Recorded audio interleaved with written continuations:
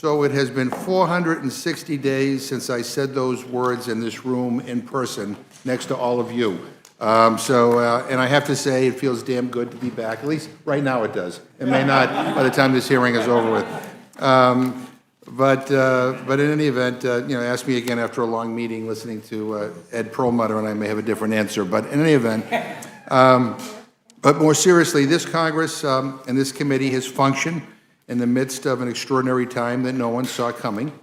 I'm immensely proud that we adapted, carried on with our work, and delivered for the American people. We aren't completely back to normal yet. COVID is still a threat, which is why we meet for the first time today in a hybrid way, although I'm not sure whether that will work with our faulty technology, but we're still adhering to the guidance of the attending physician. And the attending physician's guidance for anyone who is not fully vaccinated in this committee room remains that you must wear a mask. Like a lot of businesses and organizations, we learned a lot during the height of the pandemic. We embraced technology in new ways that made us, frankly, more efficient, and we're going to keep what's working. That includes moving to electronic filing of amendments. That means no more long lines down 2 floors waiting to submit paper copies of amendments. Our new system for revisions also completely eliminates paper copies, eliminates the need for old-fashioned tools like formal letters to change amendment co-sponsors, and makes the whole process nearly instant. These changes don't only make our work at the Rules Committee more efficient, they save time and hassle for every member office in this House. You'll notice that each member on the dais now has a tablet. This will allow us to watch those members testifying remotely. Their audio will be broadcast in the room as well. These tablets will also display bill and amendment text, draft rules, and other information that used to sit in paper stacks all around us. In short, a hell of a lot less paper and fewer paper cuts, and it's better for our environment. So I want to thank our staff for their help in ironing out the details of these changes and making the process a seamless one. I especially want to recognize the work of Nate Perkins, Jessica Sue, Sam Russell, Anna Martinez, and Mary Lieb. The team at the House Recording Studio were also invaluable as we move to a hybrid setting. Sometimes bringing Congress into the 21st century means dragging it, kicking and screaming, but they got it done, and during the pandemic, no less, so we're all grateful for their work.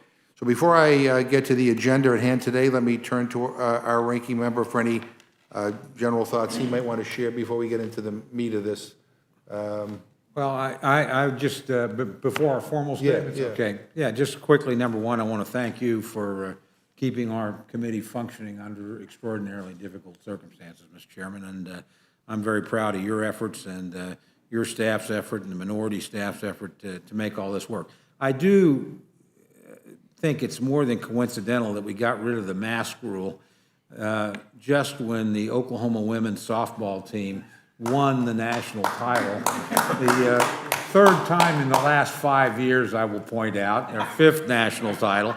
So I came prepared to wear my mask and certainly display it very proudly. But I think you just were trying to keep me from being obnoxious when you made this decision. So, I'll refrain from the mask. Thank you, and again, the staff for getting us to this point, and tell you how great it is to be back in the same room with all of our colleagues again, and working together to try and make the House function well. So again, thank you for your leadership, and with that, I yield back. Thank you. And you can wear the mask if you want to. That's okay.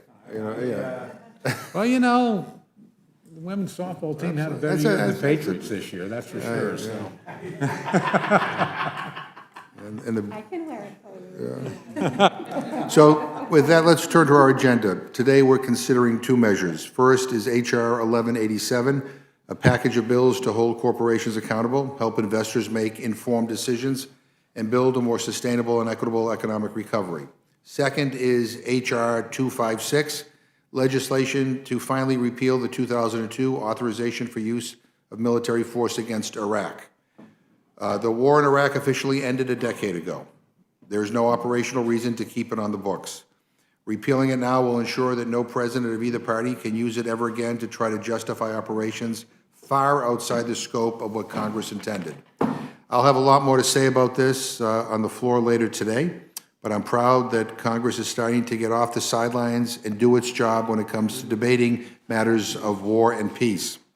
Ranking Member Cole and I are working with the Foreign Affairs Committee to repeal and reform the outdated AUMFs and reimagine the broader War Powers Resolution so it works in the modern age. I appreciate Congressman Cole's longtime dedication to reclaiming congressional authority, and I look forward to continuing to work with him on this matter. And so with that, I'll turn to the ranking member for any comments he wishes to make on the substance of what we're doing today. Thank you, Mr. Chairman. And again, let me start out by saying how pleased I am to be back in the hearing room with you today. And as I've mentioned many times over the past year, House benefits from members personally interacting with one another and developing relationships that can help bridge policy and political difference. And today marks another step in our return to normal that I hope will continue so that the House becomes fully open in the very near future. Now on to the hearing today, covering two items. First item I'll discuss is H.R. 256. If enacted, this bill would repeal the 2002 authorization for the use of military force that allowed the U.S. military engagement against Iraq. When the 2002 AUMF was first passed by Congress and signed into law 19 years ago, it was targeted against the depravity of Saddam Hussein, his vicious regime, and its ongoing role as a state sponsor of terrorism, and the fear that he secretly possessed weapons of mass destruction. Acting under this authorization, American and allied troops invaded Iraq in 2003 and quickly put an end to his regime. Unfortunately, that was only the beginning. It took years of hard fighting and heroic efforts by American, allied, and Iraqi troops to bring some semblance of order to the country. Even today, American soldiers remain in Iraq, in part to continue the fight against the remnants of al-Qaeda and their successor, the Islamic State, but also in part to continue to support our friends and allies in the Middle East. But in the 19 years since then, it's apparent that the mission has evolved and changed. As originally drafted, the 2002 AUMF provided clear legal authorities to confront Saddam Hussein and to enforce UN Security Council resolutions. But today, Saddam Hussein is gone, his odious regime is gone, and the necessary nature of American presence in Iraq is very different. As this committee is aware, I've long been supportive of Congress exercising its authority with respect to war powers. And I want to thank you, Mr. Chairman, for your leadership in that continuing effort. I believe we have a duty and an obligation to continuously re-examine justifications for the use of military force. And when existing authorities are outdated, Congress should exercise its authority to review, revise, and if necessary, repeal authorities that are no longer needed. For the last 2 decades, American military troops have been engaged in conflicts around the world, but primarily in the Middle East and Afghanistan. The legal authorities for these conflicts, the 2001 and 2002 AUMFs, have not been revised or changed during these times, even as the nature of the conflicts themselves have changed.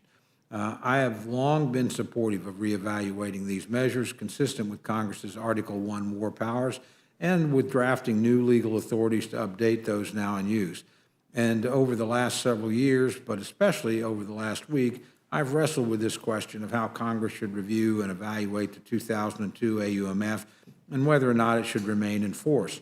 I have deep concerns about simply repealing either the 2001 or 2002 AUMFs without having an appropriate authority to replace them. The very best course of action is for Congress and the administration to work together on developing a new set of appropriate authorities. And with respect to H.R. 256, I believe the administration must engage Congress and tell us the appropriate authorities they need and desire to continue to protect the American people and to continue to fight terrorism wherever it may be found.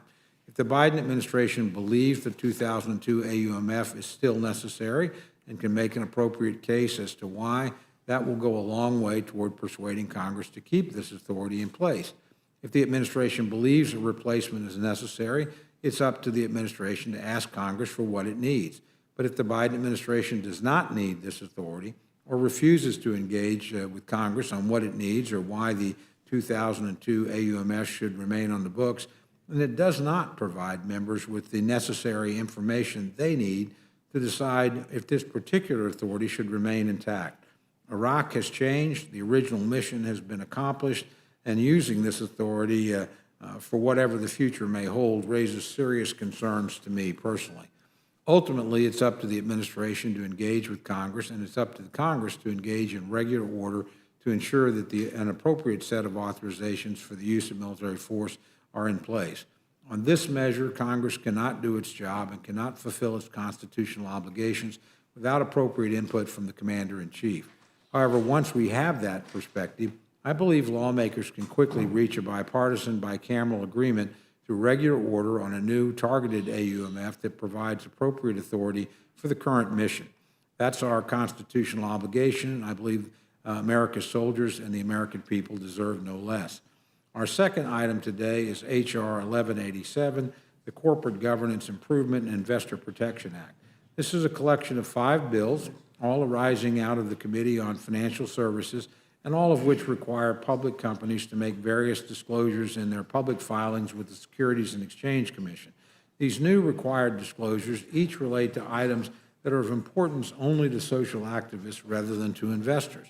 Of these 5 bills, the best I can say of them is that, in my view, they are unnecessary. The current structure of reporting for publicly traded companies in the United States generally requires them to disclose all information that is material or that would be considered important by a reasonable investor.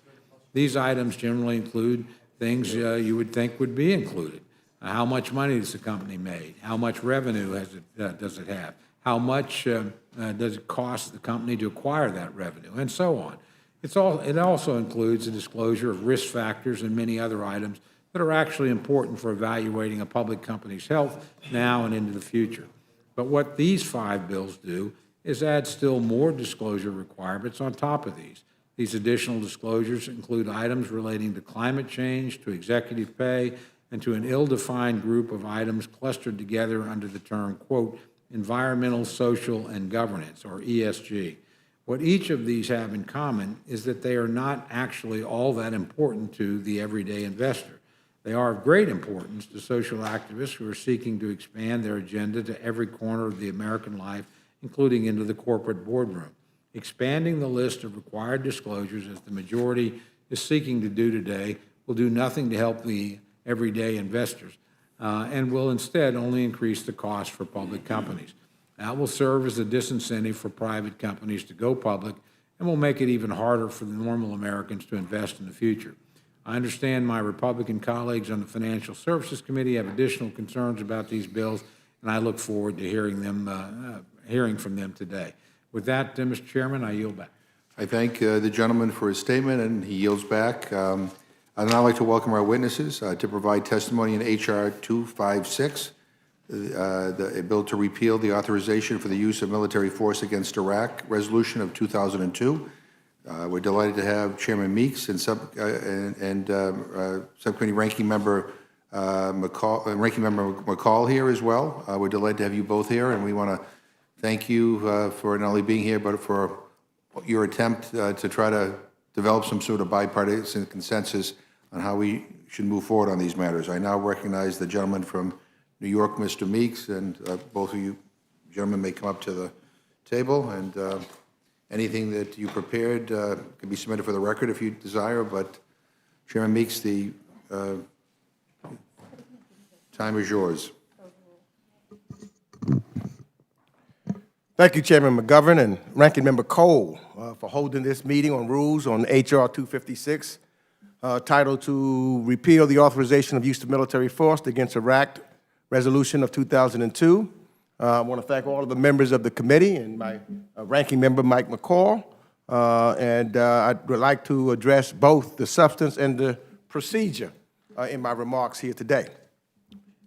First and foremost, let me underscore that the repeal of the 2002 AUMF would have no effect on any outgoing military operations in Iraq. The United States is not relying on the 2002 AUMF as the sole authority for any military operations. It has been used as an additional legal justification for strikes by presidents from both parties, but not as the sole authority for any strikes over the last decade. This legislation does not touch upon the 2001 AUMF, still used as justification for certain strikes. It does not reform Title 50 covert action operations, and of course, it does not and cannot in any way impinge on the President's right to defend this nation under Article 2 of the Constitution. That said, I believe every member in this room knows that the executive branch will not hesitate to stretch legal authorities, sometimes to their breaking point. The 2002 AUMF has already been used by presidents from both parties, as I said, as justification for military action against entities that had nothing to do with Saddam Hussein's Ba'athist dictatorship, primarily because these entities were operating in Iraq. Given all of the countries active near Iraq today, including Turkey and Russia, the 2002 AUMF is dangerous tinder if left on the books. Now let me briefly address some procedural claims. Twice last Congress, the House of Representatives voted to repeal the 2002 AUMF in bipartisan votes. Yet, last Congress's repeal of the 2002 authorization bypassed the House Foreign Affairs Committee. This time around, HFAC held a hearing on March 23rd, squarely on the topic, in addition to prior hearings from the previous 2 years concerning American foreign policy priorities in the Middle East and around the world. HFAC marked up H.R. 256 on March 25th of this year, and multiple members on the minority side had the chance to offer amendments. Any member who wished to speak had a chance to be heard, and many members on both sides of the aisle took advantage of this opportunity. In the end, the House Foreign Affairs ordered the measure to be reported in a strong bipartisan vote. Now, I completely understand the value of hearings and debate, but let's not pretend this is a new issue. The 2002 AUMF has been around for nearly 2 decades now. In Congress, we've been discussing what to do since Saddam's regime was toppled in April of 2003. So we're not a debating society. We are a legislative branch of the world's most powerful country, ordained by the Constitution to make judgments on issues of war and peace. We cannot and must not shy away from this responsibility. It is our responsibility. It's the hardest votes I know that I've had to take in my time here in Washington, D.C. But it's my responsibility to take and make that vote. So I thank you for your consideration of this legislation, and I'm happy to take any questions that you may have. Thank you very much. Ranking Member McCall, welcome. Yeah, thank you, Mr. Chairman and Ranking Member Cole. Chairman Meeks and I get along very well. We try to avoid this committee as much as possible and pass things on suspension. We do too. But here we are today, and I do hope, as the four of us have had discussions on this issue, on an updated AUMF, that we can get to that point as an opening salvo. And I've said many times before, war should not be on autopilot. I know from our thoughtful discussions along Chairman Meeks that all of us believe that Congress needs to reclaim its war powers under Article 1 of the Constitution. And I understand the desire to repeal the 2002 AUMF as well as the 2001. But we must do that as part of an updated replacement to provide clear authorities against the terrorists who still plot to kill Americans at home and abroad. Repeal and replacement should be simultaneous. So to me, I don't believe that we should pass through a standalone repeal without even basic due diligence, without consulting the State Department or the DOD, without consulting the White House, without consulting the intelligence community, and without consulting the government of Iraq or our coalition partners and allies. Is that, what? Okay. In the 3 months since I've been making this case, we have not had schedule a single briefing. We did have a hearing, as the chairman mentioned. The committee report filed on this bill last week listed 7 hearings as somehow related to this bill, but 6 of those hearings did not even mention AUMF or discuss its repeal. This is a serious issue, and as the chairman said, perhaps the most serious issue that we face as members of Congress, issues of war and peace. And while the 2002 AUMF was largely about Saddam Hussein, it is also clearly used to address terrorist threats in and emanating from Iraq. All prior administrations, Republican and Democrat, have used it for that purpose. And there are Iran-sponsored terrorist groups active today inside Iraq who threaten our diplomats, our soldiers, and our citizens. They cannot be targeted using the 2001 AUMF because they are not associated with the forces of al-Qaeda, the Taliban, or ISIS. But they can be targeted using the 2002 AUMF. The last time we were able to consult with DoD lawyers was last administration. They strongly opposed standalone repeal, citing the AUMF as a force authority against such Shia militia threats in the region. They also believed it served as a legal basis for the continued detention of ISIS fighters as recognized by U.S. courts. Unless we hear from our military that the 2002 AUMF no longer serves purpose in protecting Americans, we should not repeal before replacing. And finally, a rushed standalone repeal of our Iraq force authority sends a message of U.S. disengagement that could destabilize Iraq, embolden Iran, and strengthen al-Qaeda and ISIS. Real AUMF reform requires Congress and the administration to work together on the actual text to replace the 2001 and 2002 AUMFs. By repealing and replacing, we can provide the authorities needed to keep the American people and our deployed troops safe from terrorists. I think we all agree on the goal here. We just have a different way of accomplishing this. I think we all know how this movie's going to end, as it has before. But I do hope to the two chairmen here and the ranking member that we can work together moving forward to find an updated approach to this AUMF. Now you'll back. I thank you. Thank you both for your testimony. I just want to, I just was handed a statement of administration policy. Basically, the administration says it supports the repeal of the 2002 AUMF, as the United States has no ongoing military activities that rely solely on the 2002 AUMF as a domestic legal basis, and repeal of the 2002 AUMF would likely have minimal impact on our current military operations. This goes on to say that that they want to work with us on updating AUMFs. I mean, I think I hear where Mr. McCall is coming from. I think, especially with regard to the 2001 AUMF, I understand the concern by some to have a replacement ready, but on this, I mean, I have for a long time believed that we should repeal this, as well as any other outstanding AUMFs that we go back, years. I mean, we have national emergency declarations, old AUMFs that are so outdated that the idea that they have not been repealed or ended just doesn't make any sense. It's either that we just haven't done our due diligence, or we're not keeping a close watch on these things. But in any event,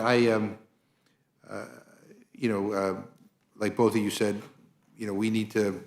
This is the time. This is a timely discussion. There ought to be hearings, there ought to be briefings and consultations. But I think on this one, I tend to agree with Mr. Meeks, which is no surprise to anybody because I've wanted this repeal for a long time. But I don't really have any questions. I'm going to yield to Mr. Cole for any comments or questions he may have. Well, just a couple quick comments and quick questions. But first, I just want to congratulate both of you, Mr. Chairman and Mr. Ranking Member. I get a series of statements where you guys are so often in agreement and find common ground and work together so well. That's not true of every committee that comes here to testify.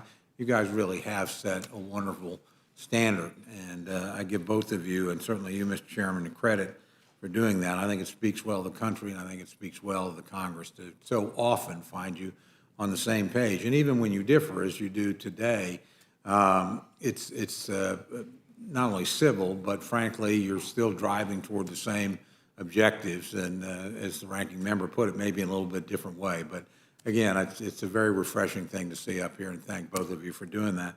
I was going to ask before I saw the statement of administration policy about where they were, so I'm glad to have a very clear guidance from the administration on that, what they think.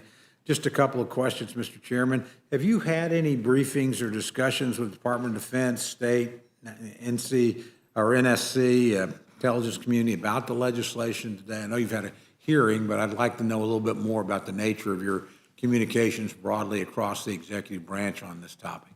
Yeah, March 23rd, the House Foreign Affairs Committee had, and the Rules Committee held a hearing on the AUF and war powers issue. We had Jack Goldsmith, who was a minority witness in the Justice Department official for the Bush administration, who expressed support for the repeal of the 2002 AUF during the hearing and underscored that it is not needed for any ongoing military operations. The House Foreign Affairs Committee then marked it up after that. In that regards. And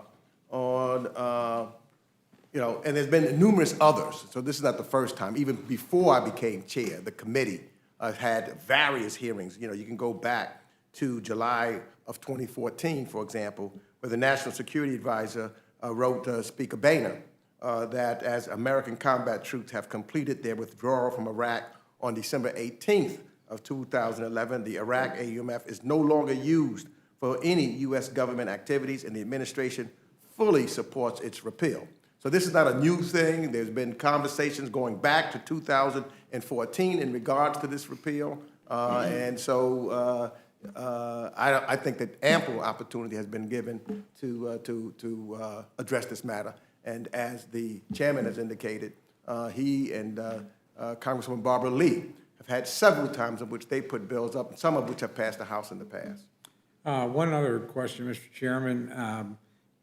Any particular reason why you decided to move ahead before we had a replacement, or do you just think it's so irrelevant that we don't really need it anymore? I'm just curious as to why we're not seeing the replacement and the repeal simultaneously. Well, because we know that in 2001, we are not touching that, and that would be one where we have ongoing commitments, and that would be we would consider repeal and replacement. But the 2002 seems to be one of those types of bills that the chairman and you, Mr. Ranking Member, talk about. It's just irrelevant at this particular point. And so as a result, Saddam Hussein and the Ba'athists has been gone since 2003. So it's one of those irrelevant in the sense of being effective. So therefore, we want to move forward with it. Thank you. Ranking Member McCall, let me ask you essentially the same questions. Have you had any briefings, discussions with Department of Defense, State, National Security Council, and Intel community about moving ahead this legislation that's before us today? No, not those entities. We did have one hearing with a DOJ lawyer, as the chairman said, but to me, if we're going to do something this serious, we should be looking at an updated AUMF to address the replacement. And we haven't talked to the Department of Defense, State Department, the intelligence community.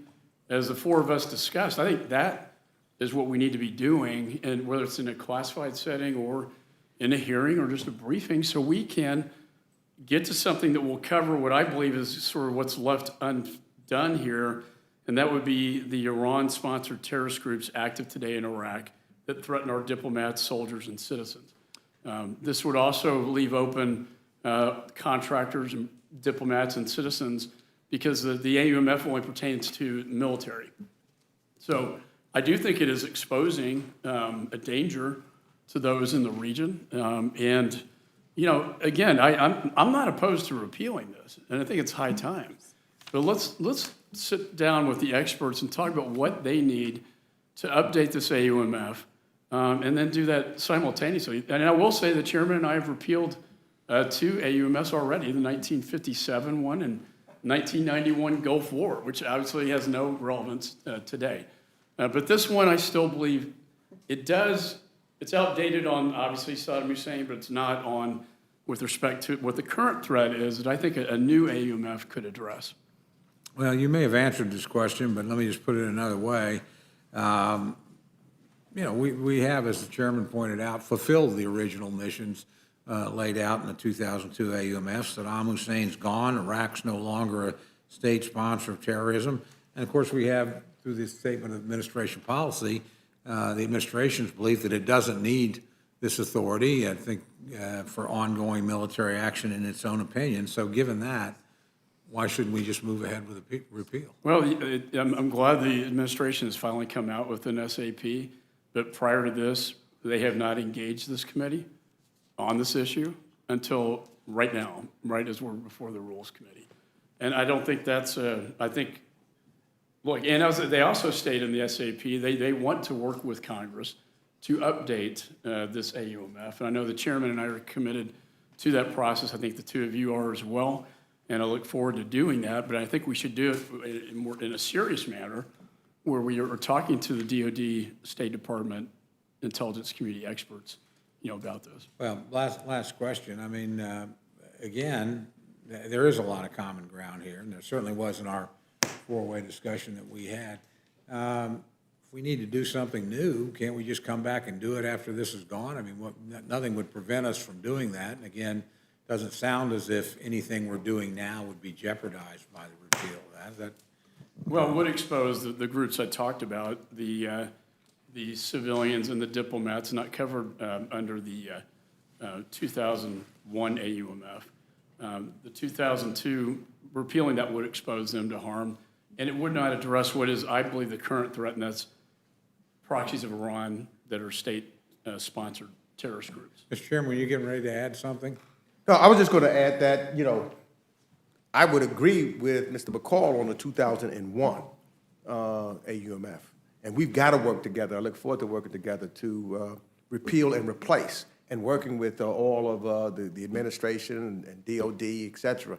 That is something that is absolutely essential, and we will be on the committee having a lot of hearings in that regard. That's very serious and very important to the United States of America. Just I repeat what I said before in regards to the 2002 AUMF, there is just, we've completed our duty. We've completed our responsibility in Iraq, and so therefore I don't think there's any reason to not move forward on that at this time. Thank you very much. Thank both of you. Yield back, Mr. Chairman. Thank you very much. Ms. Torres. I have no questions. Dr. Burgess.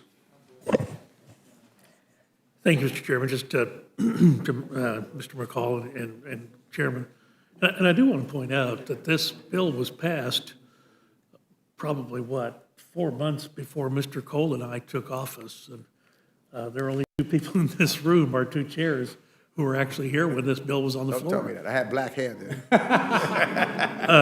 I still didn't have any. So let me just ask, Ranking Member McCall, does this in any way dilute getting something meaningfully done on the 2001 AUMF? Or are we going to lose any steam, any momentum going forward by doing this now? Yeah, I mean, our position, we were ready to repeal the 2001 and 2002 and update it with something that is modernized, which I think makes a lot of sense. We hadn't heard from the administration until just 5 minutes ago about where they even stood on this issue, even though we marked it up at a committee and hadn't consulted with the experts. So I think the chairman and I, as we've expressed to the chair and ranking member of this committee, that we are committed to an update of this AUMF process and the War Powers Act. And I think it's time. As Mr. McGovern said, it's been a long time. And this committee has that jurisdiction to do it. So to your point, we all know, again, how this is going to end. It'll most likely pass, probably not go anywhere in the Senate, and then we're back to where we are. And I think from a pragmatic standpoint, it would behoove all of us on both sides of the aisle to try to work on something that makes sense to both Republicans and Democrats moving forward after we talk to the experts. So is there any sense from what they're thinking the other side of the rotunda about this? I know there's been a significant amount of enthusiasm on the House side to push this along. Are you seeing any similar enthusiasm on the Senate side? I mean, in terms of Article I constitutional authority, I have had discussions with others in the Senate that don't believe this will get through, but I can't speak for the Senate, or don't even try to. Thanks, Mr. Chairman. I'll yield back. Mr. Perlmutter. Thank you, Mr. Chair. Gentlemen, thank you for being here. I guess my feeling is this is long overdue. This will pass the House, as you've suggested, and you're going to have plenty of time to work out the details. And we need to clean this up. It's been something we've been talking about for years. I yield back. Thank you, Mr. Chairman. I'd associate my remarks with the ranking member as always, and with that, I yield back. Thank you. You pointed at me, though, so does that mean that you, I thought you were, anyway. Mr. Raskin. I appreciate very much your bringing this forward, and I have no further questions. Ms. Fishbach. Thank you, Mr. Chair. I associate my thoughts with the ranking member, and I'll point right at Okay. him with that ranking member. And I yield back. Thank you very much. Ms. Scanlon. Thank you. I appreciate you bringing this to us. I think it's long past time that Congress reclaims its power in this arena, and I would just note that we now have members serving in our armed forces who were not born when this was passed. Thank you. Good point. Yield back. Mr. Morelli. Yeah, thank you, Mr. Chairman, and thank you to the chair and the ranking member. I think I come down, I thought Mr. Cole asked what essentially is the operative question, which is what's the risk here of the repeal? I think, if we want to reestablish the balance between, the appropriate balance between the Article 1 and Article 2 branches of government and the rights of the Congress, seems to me repeal, even absent replacement, is the right thing to do. And I don't see any risk to this in the sense that it seems highly outdated in terms of the language of the AUMF from 2002. And frankly, it doesn't seem to me, and you can comment on this, if there's a threat, isn't Congress sufficiently prepared to enact a new AUMF on a moment's notice if necessary? So you're already working on that. The administration, which would typically be opposed to this, is not. So I guess I'm at a loss as to why we wouldn't do this and work on a replacement if that's necessary. Well, and I think we should work on a replacement. I think to answer your question, the class of persons that are exposed and at risk, if we do this, are the diplomats and our citizens and contractors inside of Iraq. AUMF only applies to military, so they would be at risk. And I agree, an updated, modernized AUMF would attack what is the new threat of the day, which is Iran-sponsored, proxy terrorist groups inside of Iraq. Because if you've seen the strikes that have taken place, the president struck two of these guys in Syria. Of course, Soleimani is another case inside of Iraq. That is the new threat to Iraq today. It's not Saddam Hussein. And so, while I agree most of what you say, it would expose that class of individuals. And Mr. Chair, how would you respond to that? I'll just say that clearly, any additional threat, the president is prepared and has Article 2, that he can always protect the American people in that regard. And so therefore, we're protected for any new threats that might present itself. The president can move in expeditious manner necessary in that regards. But what we were trying to do here is also say that the Congress of the United States of America, as intended by the Constitution and its founding fathers, is exercising its authority on the AUMF and War Powers Act. Yeah, and I guess I would, before I yield back, Mr. Chair, I think that is compelling. We want to make sure that Congress is as dutifully, that we're responsible for our obligations under the Constitution. I think this restores that balance. Doesn't seem to me we need a continuous AUMF in order to meet our obligations. I think, as the chairman points out, there's plenty of room under Article 2 where the president can carry out when there's a threat to the American public, and it doesn't seem to me we need a continuously authorized use to be able to prepare for a replacement. So I'll yield back and I'll support the resolution. Thank you, Mr. DeSaulnier. Thank you, Mr. Chairman, I have nothing to add. I yield back. It worked. Thank you. Ms. Ross. Sort of. Thank you, Mr. Chairman, and thanks both to the chairman and the ranking member of Foreign Relations. I want to just add one thing to all of the good comments that I've heard from my colleagues. I'm from North Carolina, and we have a large military population, both active duty and retired, and we owe them a debt to do our jobs. And when we authorize the use of military force, if that authorization is no longer required, it's our job to repeal it. It's our job to tell our troops when we think they should go into harm's way, and when we think that time has expired. And for that reason, in addition to the reason of my colleagues, I think it's setting an excellent example to repeal this authorization. I encourage my colleagues to do it, and I yield back. Thank you. Mr. Neguse? I don't think he's with us right now. Let me, are there any other members who wish to any other questions of this panel? Let me just close by saying, again, I appreciate you both being here.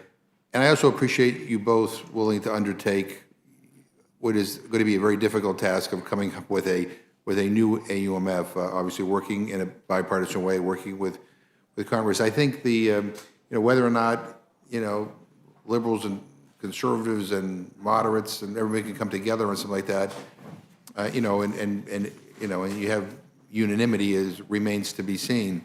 But I think, an open, transparent process where everybody is consulted, where we can define what in fact is the world view of the current administration, where do they see the threats, and how do they, and also how do they look back on how the AUMF has been utilized in the past, and whether it has been the wisest, whether we've made the wisest choices. So, but I really appreciate it, and since there are no other questions, we thank you for being here, and you can leave. Thank you. Thank you. Are there any other members who wish to testify on HR 256?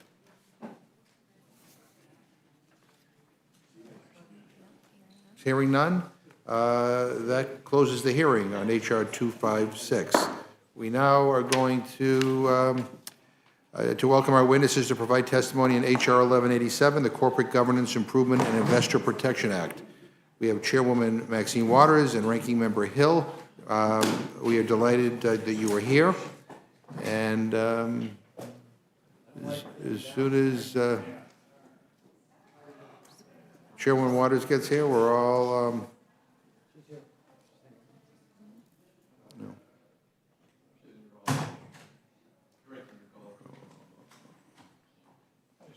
Hey, Sheila. Moving this expedition. I know, we're... Hello. All right. Chairwoman Waters, whenever you're ready, you can testify. Just make sure your microphone's on. Is the mic on there? Just make sure. There you go. The mic is on now. Thank you, Chairman McGovern, and thank you to my colleagues on the Rules Committee. I would like to begin by applauding Mr. Vargas, who has been a strong proponent for investors, for leading this very important package of environmental, social, and governance proposals, also referred to as ESG. I'd also like to thank my Financial Services Committee colleagues, Mr. Foster, Ms. Velasquez, Mr. Caston, and Ms. Axney for their important contributions to this package. For years, investors and market participants have been demanding more and better disclosures regarding ESG matters, which research shows have significant impacts on the short and long-term values of companies. For example, a report issued by the BlackRock Investment Institute found that companies that score high on ESG measures are better able to adapt to environmental and societal trends, use resources more efficiently, and have more productive employees, and tend to face lower risk of reputational damage and regulatory action. According to a report from the Carbon Disclosure Project, which is a coalition of bankers, fund managers, and advocacy groups, climate change will cost the 215 largest listed companies nearly $1 trillion over the next 5 years alone. And estimates show that if left unmanaged, climate change could cost the global financial sector upwards of $24.2 trillion in today's dollars. And these issues are not just limited to climate matters related to the ways companies invest in their workers and further diversity, spend their cash on political expenditures, their global human rights records, their tax avoidance strategies, and how they invest in crucial corporate infrastructure, such as cybersecurity. All are significant factors in companies' short and long-term viability. Investors, who are the true owners of our nation's public companies, recognize the importance of this information to their decision-making and have been demanding this information for years. For example, in 2018, a coalition of public pension funds, asset managers, and others representing over $5 trillion in assets petitioned the SEC for rulemaking on mandatory ESG disclosures. Over 2,300 investment managers, asset managers, and service providers representing over $80 trillion in assets under management have become signatories to the United Nations Principles for Responsible Investment, which commit to incorporating ESG factors into their investment decisions. A group of 35 institutional investors representing over $6.6 trillion in assets formed the Human Capital Management Coalition and has petitioned the SEC to adopt rules to require issuers to disclose information related to their human capital management policies, practices, and performance. When the SEC solicited comments on political spending disclosures in 2011, it received over 1 million comments, by far more comments than any other SEC rulemaking petition, and the vast majority of which were overwhelmingly favorable. And yet, SEC's efforts were stymied because Senate Minority Leader has personally insisted on statutorily prohibiting the SEC from even studying the issue. It is past time we passed H.R. 1187, which will create clear, consistent disclosure standards for issuers and finally provide investors in our markets with the information they need to make the best investment decisions possible and to hold the companies they're invested in accountable. So with that, I would urge my colleagues to join me in supporting H.R. 1187, and I'm happy to answer any questions you may have. Thank you very much. I now yield to Ranking Member Hill. I thank my friend from Massachusetts for the invitation. Good to be with you, Chair Waters. Ranking Member Cole, thank you for the opportunity to testify today before the Rules Committee on H.R. 1187. Committee Republicans are strongly opposed to H.R. 1187. Instead of encouraging capital formation or protecting investors, this bill uses our securities laws to push a left-wing partisan agenda by naming and shaming public companies. I testified before you today on behalf of Committee Republicans, but I've also spent the better part of 4 decades in the leadership in both public and private companies. I've been engaged in quality corporate governance practices throughout. This legislation will layer on requirement after requirement for public companies, mandating them to disclose environmental, social, and governance issues, as well as climate risk metrics, to be set by the SEC, the Securities and Exchange Commission, not Congress, and not based on a consensus within industries or across industry segments. As for mandated descriptions of any expenditure for political activities and donations for political candidates or trade organizations, duplicating existing disclosure requirements. Calls for the mandated disclosure of the ratio between pay raise percentages of company executives with the pay raise percentages of companies' media employees, the same kind of mandatory CEO pay ratio disclosure that Democrats put in Dodd-Frank. And finally, it mandates country-by-country financial reports from multinational companies, upending the current country-by-country reporting rules mandated already by the IRS. More, Mr. Chairman, is not always better. More mandatory disclosures will not help investors. We should stay focused on the tried and true principles of requiring disclosures when those are material to making an investment decision. I want to remind my colleagues on the other side of the aisle that materiality has been the baseline for investor disclosures for 8 decades, dating back to the origins of the federal securities laws. This principle has helped make our capital markets the envy of the world. As Justice Marshall said in his Supreme Court opinion from 1976, some information is of such dubious significance that insistence on its disclosure may accomplish more harm than good.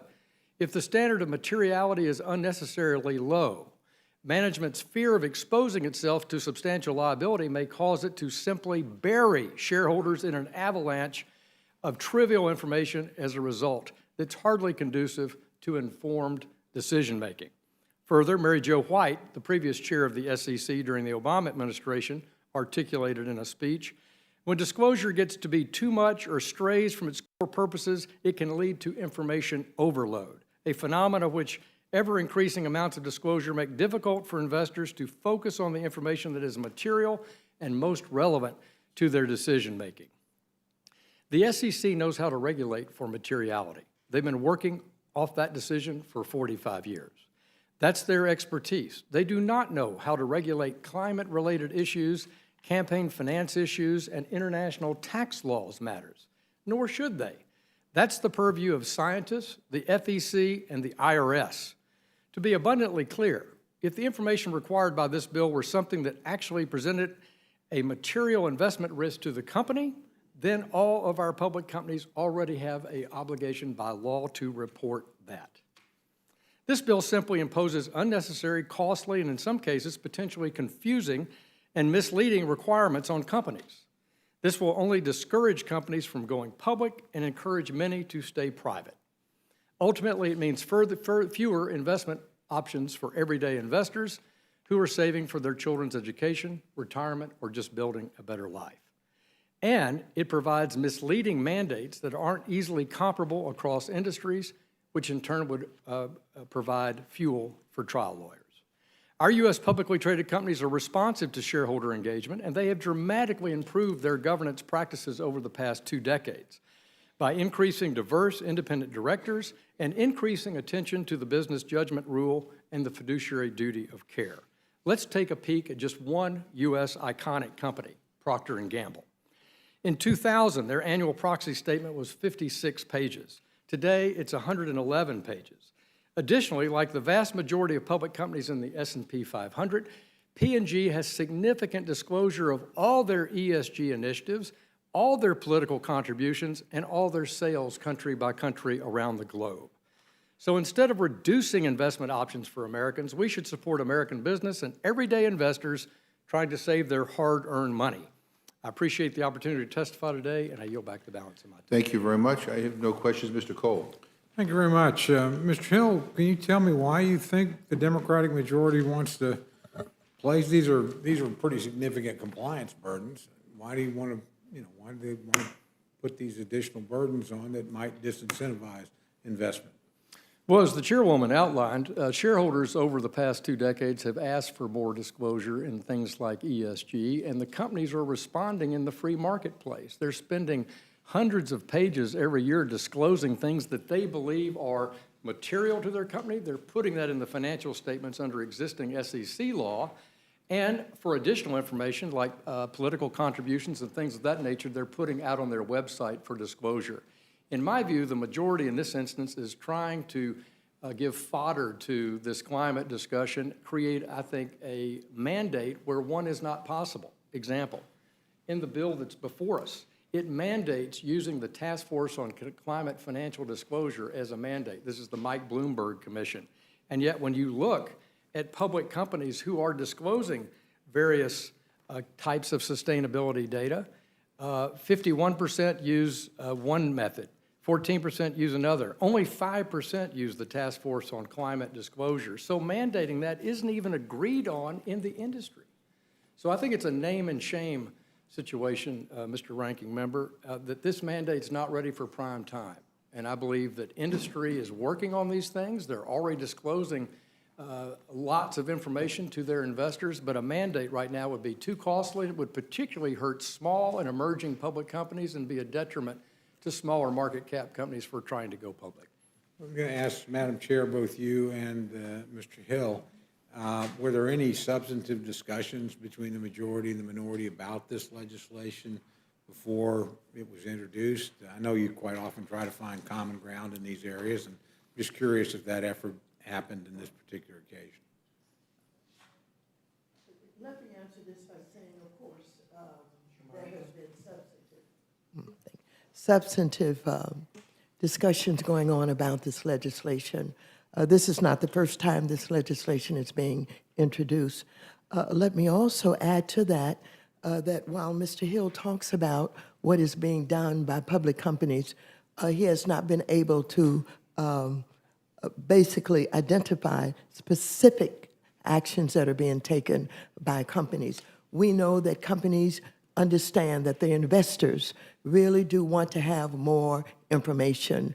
They have been asking for it, they have been demanding it, and they deserve it. This argument about too much information is not good for one who's investing just doesn't make good sense.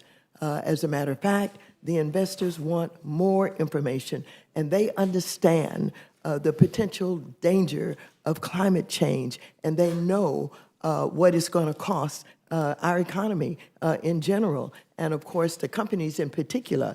And so for all of these reasons, it is time for Congress to step up to the plate and give assistance to these companies who would like to have some leadership and some definition of what they should do in order to meet these standards. So I would ask for support for the companies and for the investors. Mr. Hill? Well, on your first point, have there been conversations? I agree with the chairwoman that there are always conversations about SEC disclosure on this topic. It is not a new topic before the Congress. But on the other hand, Republican members who are trying to get this right and do it in the right way were called climate deniers, and we don't need any more studies, we need action and things of that nature during our markup of this bill. But let me repeat again, companies are dealing with this. They have disclosed these things for two ways. One, if it's material, they're already disclosing it. Who's doing that in their financial statements? An example would be the public utility industry. They're disclosing their carbon footprint, how their long-term plan to reduce their carbon footprint, because that's a classic. But when you get beyond certain industries, it's very complex, costly to do that, and it's not comparable across industries. These bills are a mandate to do it and do it today, and if it's not done within 2 years, in the case of Mr. Caston's bill, it's to revert to this, the Task Force for Climate Disclosure that was chaired by Mike Bloomberg. And yet, as I reported to you, of all the public companies in the S&P 500, only 5% use the Task Force for Climate Disclosure point of view. 51% use another method. 14% use a Sustainability Accounting Standards Board definition. 36% use the United Nations definition on social governance metrics. So there's not agreement within industries or across industries about how to do this in a way that's appropriate for financial statements. So I argue this is premature. Republicans have offered that we ask the SEC to study all of these issues, how it's being done in the public companies now, and pick up the one that's the best approach instead of imposing a mandate. I also would argue that many of these bills violate Justice Marshall's point of view about materiality. They require mandated disclosure even if it's not material to the financial performance of the company. I believe that Mr. Hill has just made a good argument for why it is important for us to give some guidance. Because there are no explicit requirements, disclosures are inconsistent and not usable by the investors. This is why they are demanding these disclosures. The companies want us to give them some guidance and to have some standards. And I think it's very important not to take a look at what is being done by individual public companies, which is all over the place. I think that it is important for us to understand, as public policy makers, what our responsibilities are in helping them to have the kind of standards that they can all be in compliance with. That's what they're looking for. Let me ask this question, and Mr. Hill, you may have anticipated it, part of your answer, but again, it seems to me, I'm always a little leery when Congress gets in the business of micromanaging something that the SEC has done for a long time. I'm a modest investor. I've never had a big problem getting my hands on the information I thought I needed to invest in any publicly traded company in the United States. My experience is when you leave these matters up to politicians, they think politically as well as financially. I look at these as mostly individual financial decisions for the investor to make. Has the SEC, again, expressed any need to go beyond what it's doing now, looking at these things? And if it is, why wouldn't we wait until they came and told us, okay, we think now, given a thorough study, these are the things we need and might need additional powers from Congress to implement? Well, the SEC has addressed this in notice for rulemaking and comment from investors and issuers alike, most recently in the last 90 days, and that comment period ends this week, where they asked for comment from publicly traded companies, issuers, stockholders, investors, institutional investors for comments on this very matter. And so my view is let's let them consider that and follow the Administrative Procedures Act. I acknowledge what the chairwoman says about the diversity of approach, and that's true, but that's because there is no agreement. And these bills, Mr. Ranking Member, take that decision out of the hands of knowledgeable scientists, industry executives, and create a mandate here, picking one of these 7 or 8 different versions that the companies are working through. I'd also argue what's good for one industry might not be good for another. It's not comparable. What might work in the public utility industry won't work for Procter & Gamble in trying to analyze their impact on the climate going forward. We believe this is best left to the industry to fine-tune what those expectations are, and the commission, following materiality and the Administrative Procedures Act, to take their normal course and see what's best for issuers and investors. Thank you very much. Thank you, Mr. Chairman. I yield back. Thank you very much, Ms. Torres. Dr. Burgess. Thank you, Mr. Chairman. Just briefly, one of the things that concerns me greatly is the move to consolidation in a number of industries. And I would worry that in the financial service industry, you are going to be perhaps putting at a disadvantage smaller companies that might be thinking about going private, raising capital, going public, raising capital that route. Now the barriers are just going to be too high, and they'll abandon those goals, and as a consequence, they may not be able to develop and grow as they might have been had they been able to go public. Is there any concern that you're furthering the cause of encouraging larger and fewer branches on the tree by pushing this type of legislation? Well, Mr. Burgess, in my view, yes, because this is very expensive, and one issue that Mike Bloomberg brought up in the Task Force on Climate Disclosure is that these are very difficult calculations to make. They're very uncertain, and importantly, for financial considerations, the time frame is unknown. So it's a very expensive disclosure to undertake. And while Procter & Gamble might be willing to do it, a startup small business in Dallas might not be able to do that. So I do believe that that's why the SEC has a statutory obligation to conduct cost-benefit analysis on any time it increases public financial disclosure like this, and I would encourage the commission to take that into account. Mr. Burgess, if I may, to assume that the SEC would not take into consideration the size of companies, and to assume that those companies that would like to go public somehow are going to be discouraged from doing it because it will be too costly, are assumptions that I really don't think should be made. I think that what we should understand is, first of all, these bills were marked up this Congress, and were also marked up last Congress with a lot of support. And I don't think that the small versus the big is an issue. I think that, number one, as we deal with climate change, we're all in this, no matter what size you are. And I think the SEC, certainly with the right resources, which I'm determined they should have in order to do this work, will take into consideration size, cost, and all of those things. So I would not anticipate that somehow, that they would only be thinking about what is good for the big companies, and as opposed to what is good for all of those who are going to become public anyway. Well, again, I'm just concerned about the amount of consolidation, whether it be healthcare, energy, over and over and over again. You see the favoring going to consolidate, be a larger corporation, leaving the mom and pops behind. So it is a continuous concern that I have, but I thank you both for being here today. Thank you, Mr. Perlmutter. Thank you two for joining us in the Rules Committee. I appreciate seeing my colleagues from Financial Services here.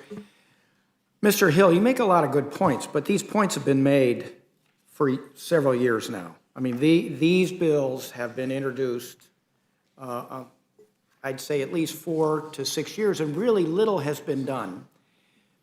And I know you come from a position as a lender, as a banker.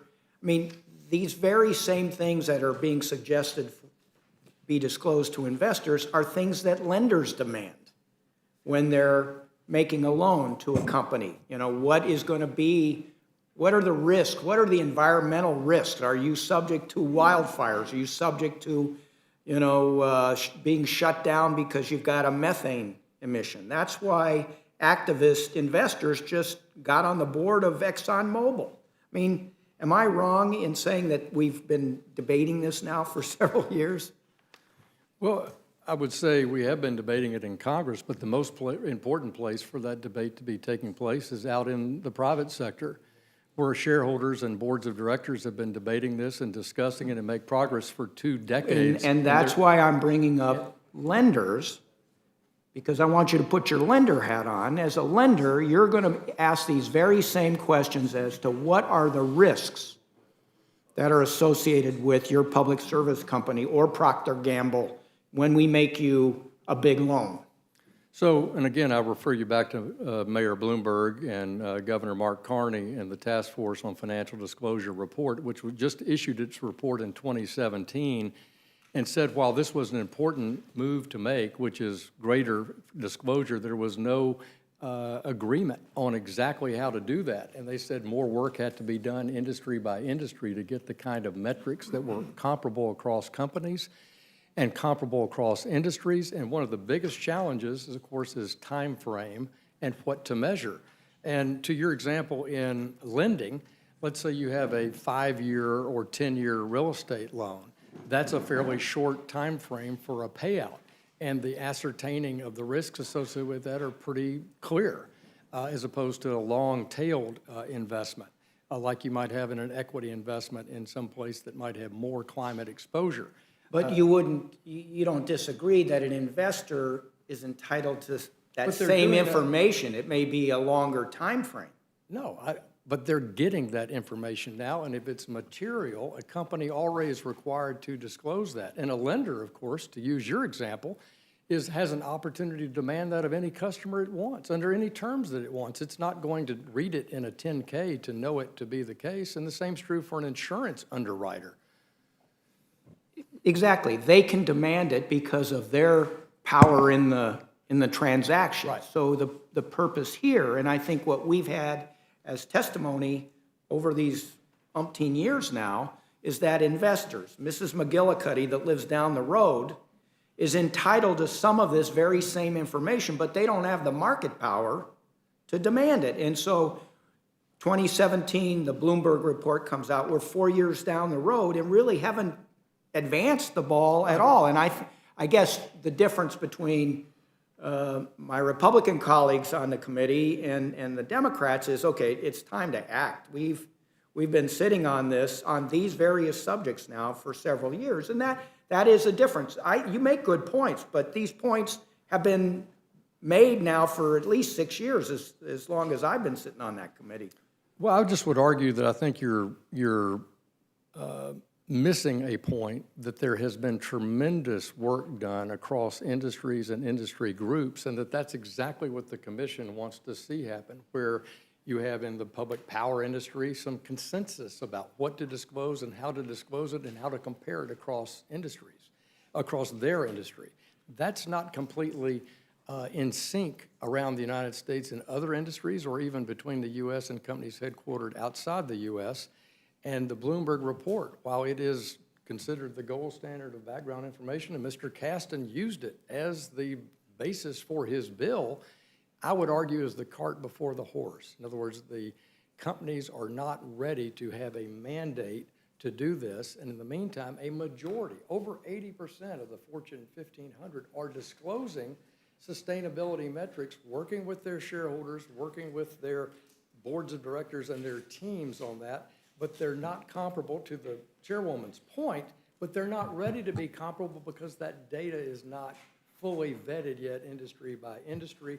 That's what the Bloomberg report outlines, and that's why companies are working on it so mightily to do that. But I would argue, in conclusion on that point, the market is working. Investors want this information. They're getting it from their companies, and I used Procter & Gamble, I think is a good example. Let me turn to the chairwoman, see if she Yes. wants to add anything, and then I'll Yes, yield back. well, first of all, as I said earlier, while Mr. Hill tends to define all of the work that is being done by companies with their investors, he cannot be specific about it because I think that's a generalization. And I think he really believes that, but I don't think that he has any real proof of all of these advancements that are being made by these public companies that's satisfying the investors. You are absolutely right, Mr. Perlmutter. The investors want to have information. They have a right to it. They've been demanding it. And for any of us, even though we may be small individuals, investing whatever we're able to invest, we want the information, and we ask for it. And sometimes we're getting some information, but most of the time, investors have not been satisfied of the information that's available to them. And we know that the SEC has a responsibility for giving some direction and setting some standards and developing the body of law that is so necessary in order to deal with this climate change problem. And so I think that these big public companies, recognizing how detrimental it can be if they don't pay attention and if they don't take certain actions, I think in the final analysis, they will welcome leadership from the Congress of the United States working with the SEC. So I would ask for support, for this legislation and not in any way attempt to talk about, as Mr. Hill has done, too much information is detrimental. I don't buy that. It doesn't compute with me. I think people want more information, and they deserve more information. And I thank you, and I'm proud to serve with you too, and I yield back. Mr. Reschenthaler. Thank you, Mr. Chairman. And as always, I associate my remarks with the ranking member, and this time I'm going to clearly point to Mr. Cole. I yield back. All right. You guys are looking for brownie points. Mr. Raskin. Thank you, Mr. Chairman. Who does the corporation belong to, Ms. Waters? Does it belong to the shareholders or does it belong to the CEO and the executives? It belongs to the shareholders, So the information the shareholders are seeking is really their information. their information, It's about their corporation, right? their corporation. I'm amazed at where we are on the question of corporate political expenditures. The Supreme Court in the Citizens United case said that corporations, this was, for the first time in American history in 2010, enjoy the political rights of the citizenry, and so could spend whatever they wanted in politics because the corporation has rights that are derivative of the shareholders, because it's the shareholders that have First Amendment rights. It's not the First Amendment right of the CEO to spend millions of dollars out of the corporate treasury. That money belongs to the shareholders, and it's their rights which are purportedly being exercised through Citizens United. And yet now we have corporations that don't even want to disclose to their shareholders what their political expenditures are when they're spending that money in the name of the shareholders? I mean, am I understanding that they are resisting turning over information to the shareholders about how their money is being spent in political campaigns? Well, yes, sir, Congressman, and the SEC has been banned from looking into political spending in appropriations by McConnell. And so what we're finding... Wait, right now you're saying there is a ban on the SEC acting on this? Yes. So when people say, well, why is Congress getting involved? Let's leave it to an administrative agency. And I don't even understand the logic of that argument. But when they say that, they basically know full well the SEC can't do anything because it's handcuffed right now. So what we're saying is let's take the handcuffs off the SEC and let's allow the shareholders to get information about how their money is being spent in politics. So, if someone has a pension, they own a little pension fund that they've been putting into for their 20 or 30 years in service, and that pension money is invested partly in some big corporation. Right now, do they know what the political activities of the corporation are? No, they do not. Well, maybe they shouldn't know. Maybe it should be up to the CEOs and the executives. Maybe they should be able to use that like a little political piggy bank because they know what's in the best interests of the company or the best interests of the country. What about that? I think that's what we're hearing from the other side. Let the CEO decide, and don't you worry your little minds about where all this money is going. We'll take care of it. Am I understanding right what this conversation's about? I think you are. All right. Well, I think that this H.R. 1187 is absolutely critical, and we need Mr. Foster's bill on shareholder political transparency. These companies are spending millions and millions of dollars of the shareholders' money in the name of the shareholders, exercising the First Amendment rights of the shareholders, and the shareholders have a right to know. And people ask why a majority of people under 30 are calling themselves socialists today and denouncing socialism. Let's make capitalism work for the people who are involved in it. Let's make capitalism work for the shareholders so there's some democracy in it.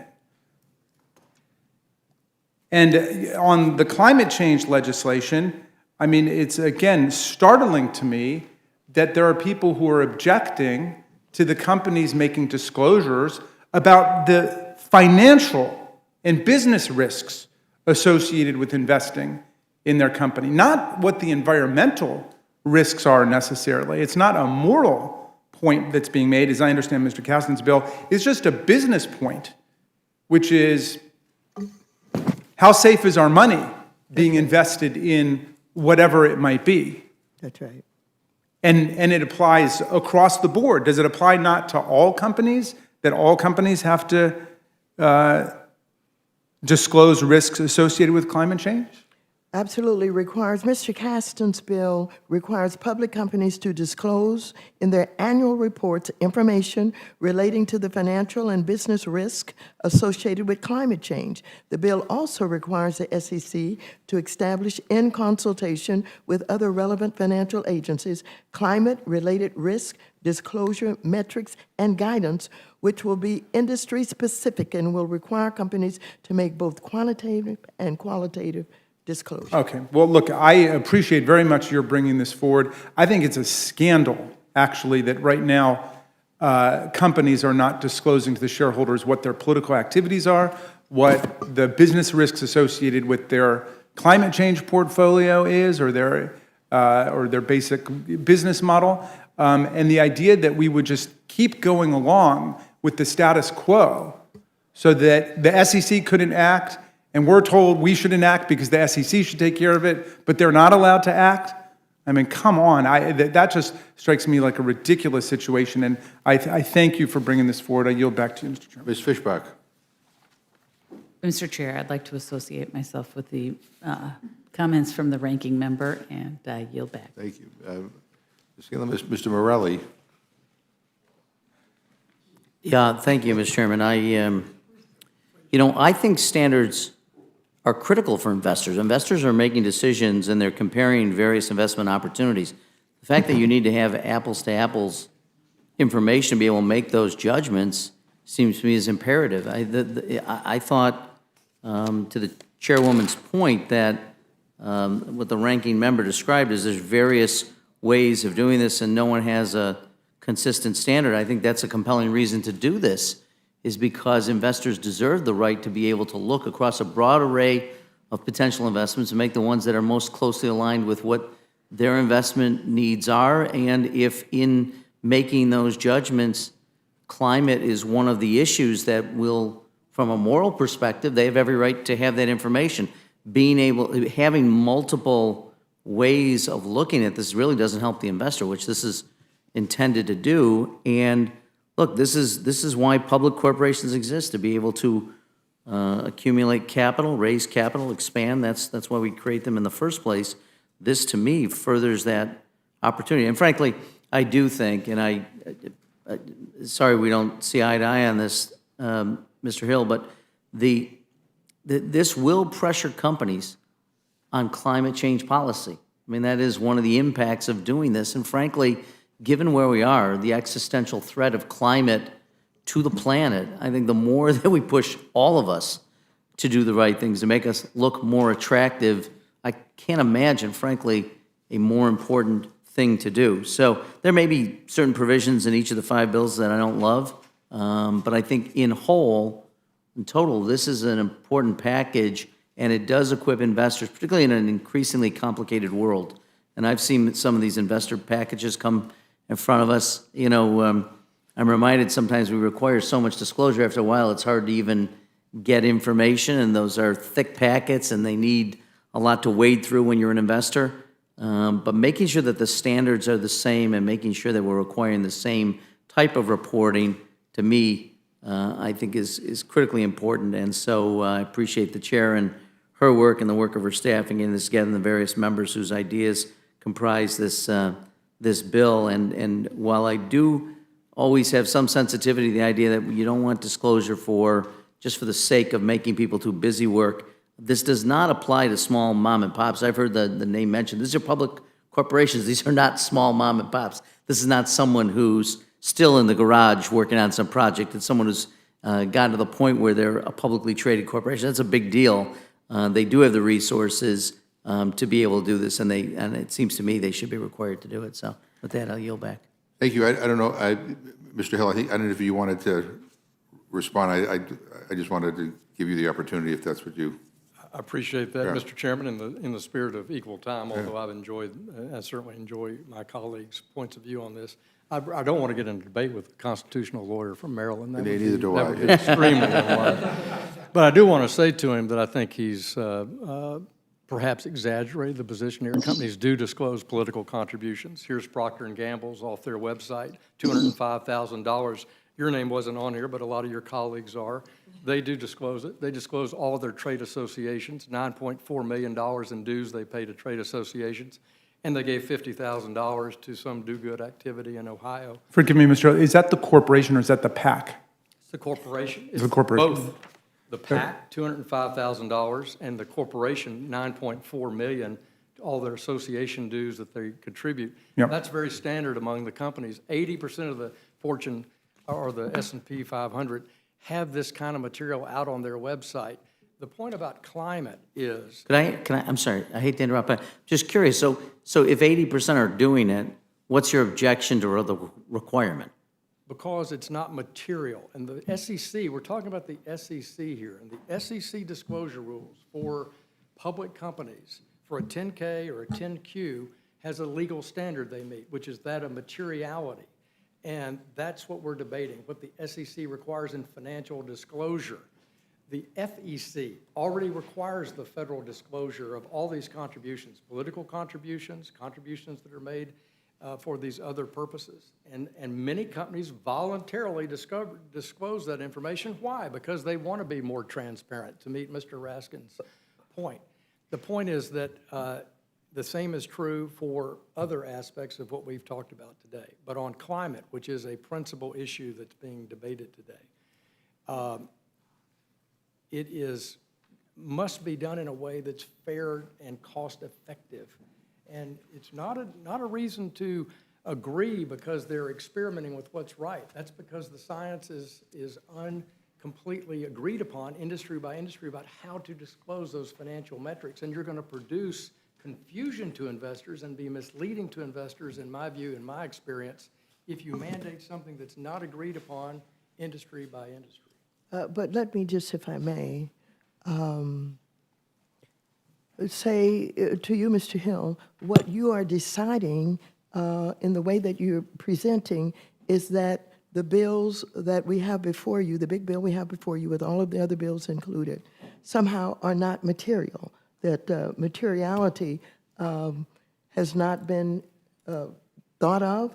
Somehow, it will not fit the SEC's definition of materiality. I don't think you can do that by suggesting that somehow, because of materiality, we don't need to have any other bills. We don't need to have any other leadership from the Congress of the United States.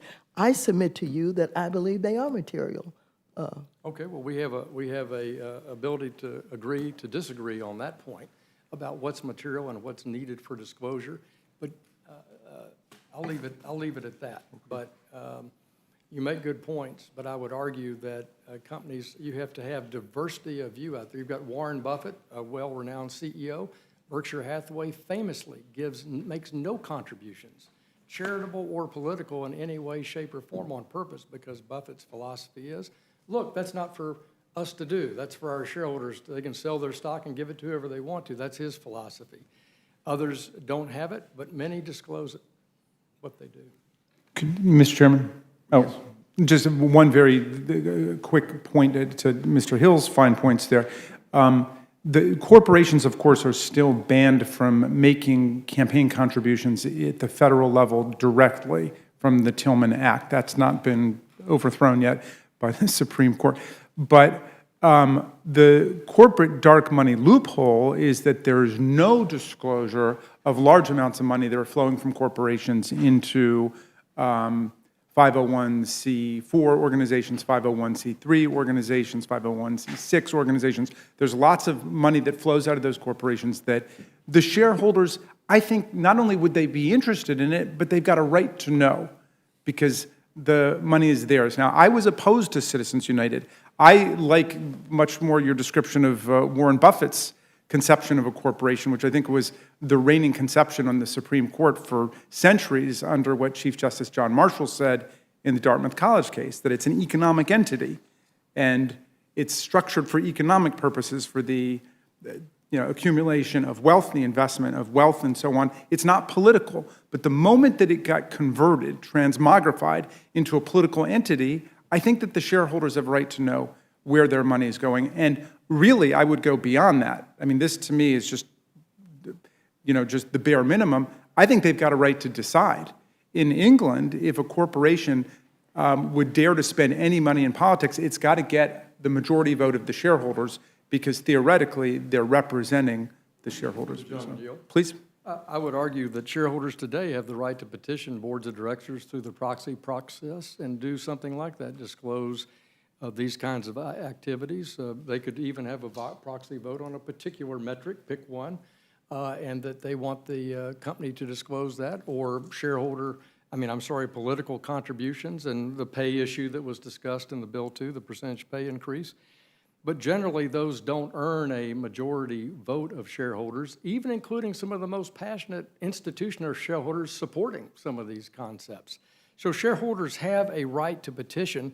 And I was reviewing last proxy seasons, and I was shocked, even though I've been in this business a long time, that over 50% of all the proposals submitted in the 2020 proxy season were submitted by fewer than 10 entities.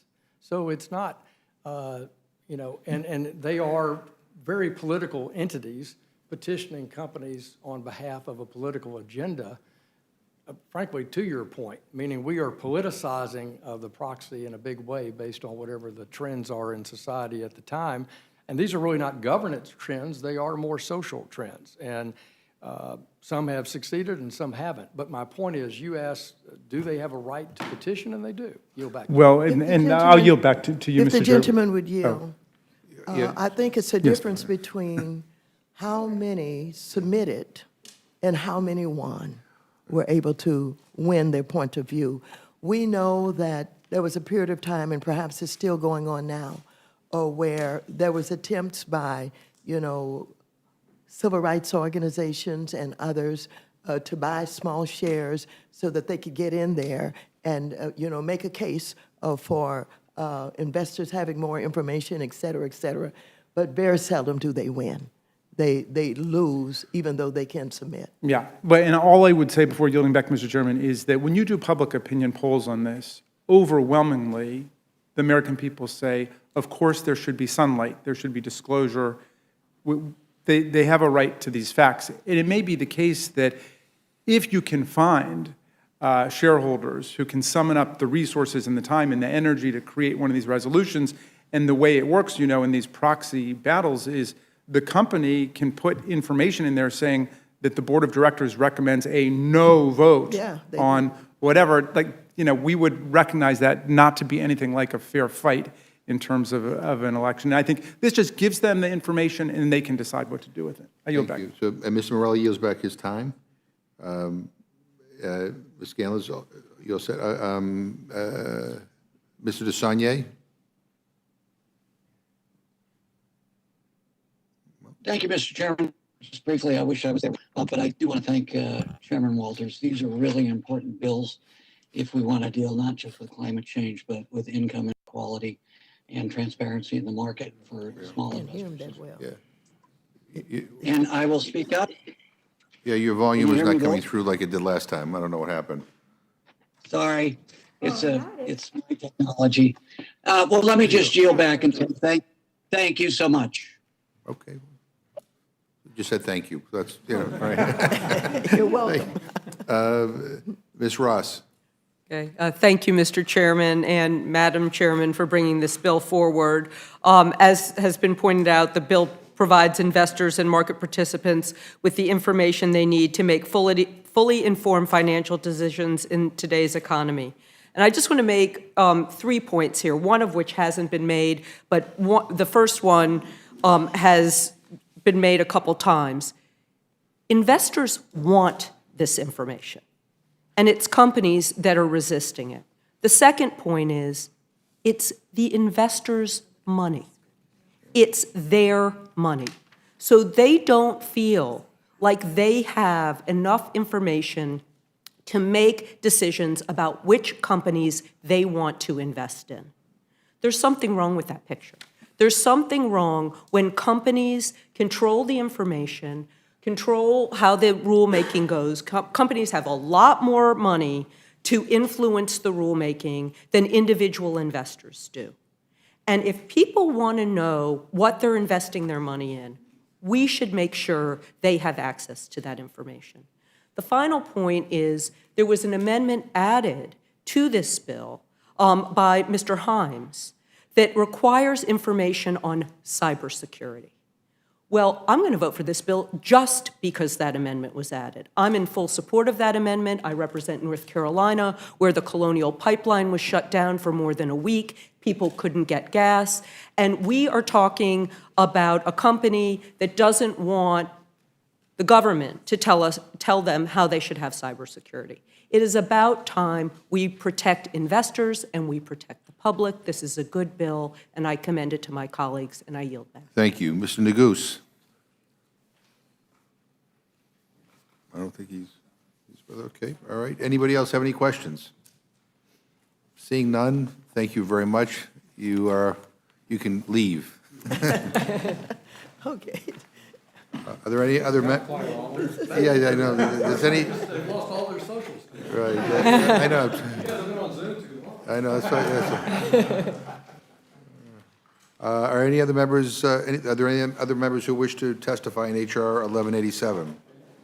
Seeing none, that closes the hearing on 1187. All right. Before we move on to the motion on the rule today, I want to take care of 2 items. We all still greatly feel the loss of our good friend and colleague, Elsie Hastings, and I feel his absence even more so now than even more so now that we sit in this room and we don't have him next to all of us. However, we must move forward with his memory at the forefront of our minds to appoint a new vice chair and a new chair of the subcommittee on legislative and budget process. Clause 2D of Rule 11, adopted by the House, provides that the committee chair designates a vice chair. Pursuant to the rule, I designate the gentleman from California, the Honorable Mark DeSagne, as vice chair of the committee. Mr. DeSagne is a true public servant. Politics for him is all about helping people, and that's what he strives to do every single day. We have all seen his grit and determination firsthand many times over. His constituents are lucky to have such a fighter in their corner. The fact that he's from Lowell, Massachusetts, and attended the College of the Holy Cross, which is in Worcester, my home city, doesn't hurt either. His humor gets us all through many late nights and early mornings up here, and I look forward to continuing to work with him here on this committee. At this time, I yield to the gentlewoman from California to make a unanimous consent request on our new subcommittee appointments. Mr. Chairman, I ask unanimous consent that the following changes be made to the subcommittee assignments. The Subcommittee on Legislative and Budget Process appoint Mr. Morelli as chair and add Mr. Neguse. The Subcommittee on Rules and Organization of the House remove Mr. Morelli and add Mr. Neguse. Without objection, so ordered. Now the chair will entertain a motion from the distinguished gentleman from California, Ms. Torres. Mr. Chairman, I move the committee grant H.R. 256 to repeal the authorization for the use of military force against Iraq resolution of 2002, a closed rule. The rule provides 1 hour of debate equally divided and controlled by the chair and ranking minority member of the Committee on Foreign Affairs or their designees. The rule waives all points of order against consideration of the bill. The rule waives all points of order against provisions in the bill, and the rule provides that the bill shall be considered as read. The rule provides 1 motion to recommit. The rule provides for consideration of H.R. 1187, the Corporate Governance Improvement and Investor Protection Act under a structure rule. The rule provides 1 hour of general debate equally divided and controlled by the chair and ranking minority member of the Committee on Financial Services or their designees. The rule waives all points of order against consideration of the bill. The rule provides that an amendment in the nature of a substitute consisting of the text of Rules Committee Print 117-5 shall be considered as adopted, and the bill as amended shall be considered as read. The rule waives all points of order against provisions in the bill as amended. The rule provides that following debate, each further amendment printed in the Rules Committee report not either considered as part of amendments en bloc pursuant to Section 4 shall be considered only in the order printed in the report, may be offered only by member designated in the report, shall be considered as read, shall be debatable for the time specified in the report, equally divided and controlled by the proponent, and an opponent may be withdrawn by the proponent at any time before the question is put thereon, shall not be subject to amendment, and shall not be subject to a demand or division of the question. The rule provides that at any time after debate, the chair of the Committee on Financial Services or her designee shall offer amendments en bloc consisting of further amendments printed in the Rules Committee report not earlier disposed of. Amendments en bloc shall be considered as read, shall be debatable for 20 minutes, equally divided and controlled by the chair and ranking minority member of the Committee on Financial Services or their designees. Shall not be subject to amendment and shall not be subject to a demand for division of the question. The rule waives all points of order against the amendments printed in the Rules Committee report or amendments en bloc described in Section 4 of the resolution. The rule provides 1 motion to recommit. The rule provides that the provisions of Section 202 of the National Emergencies Act shall not apply to House Joint Resolution 46. And the rule provides that House Resolution 467 is hereby adopted. Finally, the rule provides that at any time through the legislative day of Thursday, June 17th, 2021, the Speaker may entertain motions offered by the majority leader or a designee that the House suspend the rules with respect to multiple measures that were the object of motions to suspend the rules on the legislative days of June 14th or 15th, 2021, and on which the yeas and nays were ordered and further proceedings postponed. The chair shall put the question on any such motions without or intervening motion, and the ordering of the yeas and nays on postponed motions to suspend the rules with respect to such measures is vacated. Thank you. You heard the motion of the gentlewoman from California, and before I go to any discussion or amendment, I just want to say to Mr. Morelli that when we elevated you, Louise smiled. She approved. But congratulations. We appreciate it, and we appreciate your service here. I yield now to the gentleman from Oklahoma, Mr. Cole. Thank you very much, Mr. Chairman. I have an amendment with respect to H.J. Res. 46. Excuse me. Let me go with this other one first, Mr. Chairman, if I'm going to have two. The committee to provide an open rule for H.R. 1187.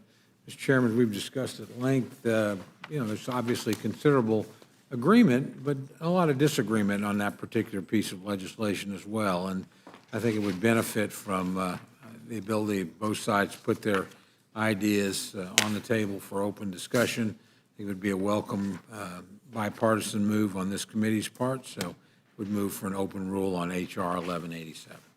Heard the gentleman's amendment. Any discussion? Hearing none, the vote is on the Cole amendment. All those in favor say aye. Aye. Opposed, no. No. Chair, I think the noes have it. Well, on that, just to be certain, Mr. Chairman, not that I would ever doubt your judgment, but I'd ask for a roll call. Roll call has been requested. Clerk will call the roll. Mrs. Torres? No.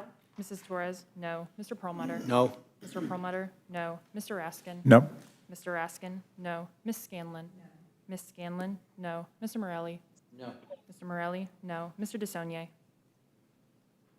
No! Mr. DeSaulnier? No. Ms. Ross? No. Ms. Ross? No. Mr. Neguse? Mr. Cole? Aye. Mr. Cole? Aye. Mr. Burgess? Aye. Mr. Burgess? Aye. Mr. Reschenthaler? Aye. Mr. Reschenthaler? Aye. Mrs. Fishbach? Aye. Mrs. Fishbach? Aye. Mr. Chairman? No. Mr. Chairman? No. Clerk report the total. 4 yeas, 8 nays. Amendment is not agreed to. Further amendments? Before I move this next one, Mr. Chairman, I just want to say that Mr. Sagnier's enthusiastic I know. response shows you chose wisely and well for your new vice chairman.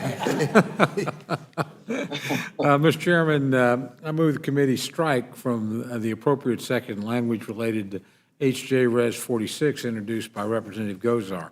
Mr. Chairman, it's been well over a year since the President's announced a national emergency regarding COVID. At that time, we've seen tremendous progress as the country recovers from the pandemic.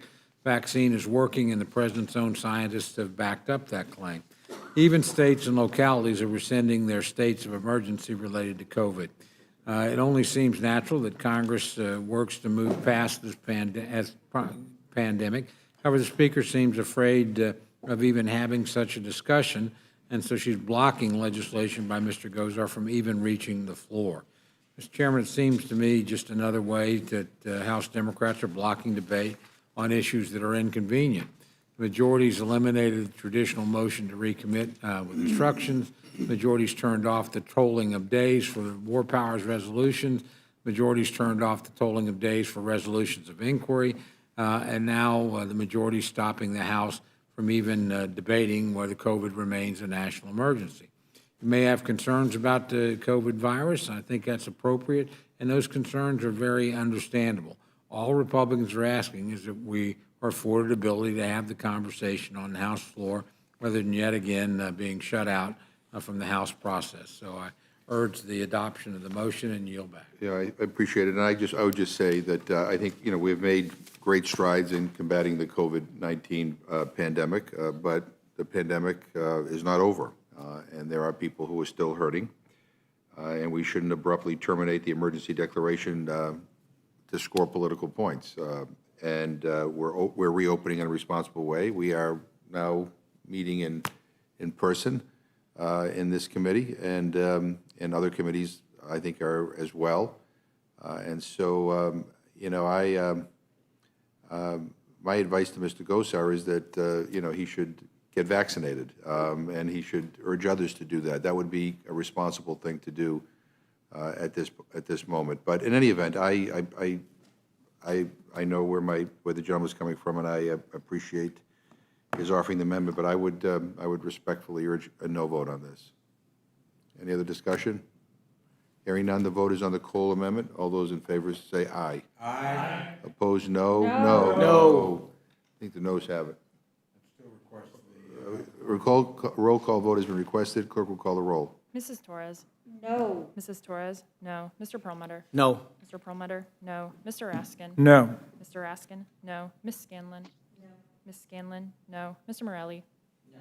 Mr. Morelli? No. Mr. DeSaulnier? No. Mr. DeSaulnier? No. Ms. Ross? No. Ms. Ross? No. Mr. Neguse? Mr. Cole? Aye. Mr. Cole? Aye. Mr. Burgess? Aye. Mr. Burgess? Aye. Mr. Reschenthaler?